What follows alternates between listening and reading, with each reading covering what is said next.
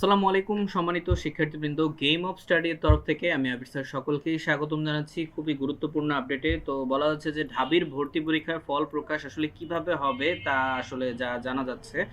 ওকে, তো আমরা একটু প্রতিবেদনটা দেখে নিই। তো বলা হচ্ছে যে ঢাকা বিশ্ববিদ্যালয় ২৪-২৫ শিক্ষাবর্ষে ভর্তি পরীক্ষার ফল কিভাবে প্রকাশ করা হবে সে বিষয়ে এখনো কিন্তু সিদ্ধান্ত নেওয়া হয়নি।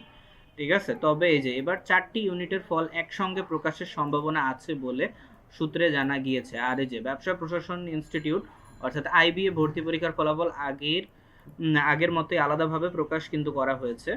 আর অনলাইন ভর্তি কমিটির আহ্বায়ক মোস্তাফিজুর রহমান বৃহস্পতিবার ডেইলি ক্যাম্পাসকে এসব কথা বলেন। আর ইউনিট ভিত্তিক নাকি একসঙ্গে ফলাফল প্রকাশ করা হবে সে বিষয়ে এখনো সিদ্ধান্ত হয়নি। তবে একসঙ্গে ফলাফল প্রকাশ করা হলে শিক্ষার্থীদের সুবিধা হয়, তাদের বরাদ্দ আসন সহজে বুঝতে পারেন, এখনো অনেক সময় আছে।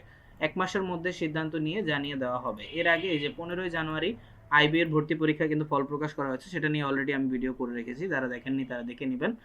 ওকে, আর বলা হচ্ছে যে তবে অন্য ইউনিটগুলোর ফল আগের বছরে একসঙ্গে প্রকাশ করেছে কর্তৃপক্ষ, এবারও সেভাবেই দেওয়া হবে বলে হতে পারে বলে জানা গেছে। যে গত ৩ই জানুয়ারি আইবিএ ভর্তি পরীক্ষার মাধ্যমে এবার ঢাকা বিশ্ববিদ্যালয়ে ভর্তি পরীক্ষা শুরু হয়েছে।